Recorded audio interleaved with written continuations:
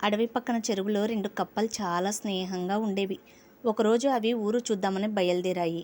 కొంత దూరం వెళ్ళాక ఒక గుడిసె కనిపించింది.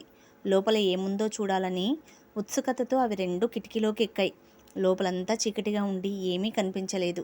దాంతో ఇంకాస్త ముందుకు జరిగి చూడబోతూ దబ్బుమని ఒక కుండలో పడ్డాయి. ఆ కుండ నిండా మిగడ పెరుగుంది. నీళ్లలో ఈదినట్టు ఈదలేకపోతున్నాయి.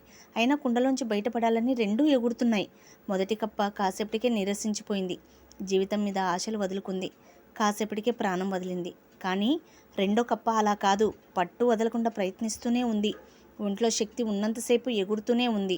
ఆ ఎగిరే క్రమంలో దాని కాళ్ళు తగిలి తగిలి పెరుగు చిలికినట్లయింది.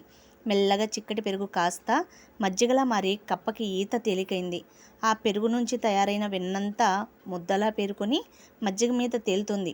కప్ప వెన్నముద్ద పైకెక్కి అక్కడి నుంచి కిటికీలోకి ఒక్క గెంతు గెంతింది.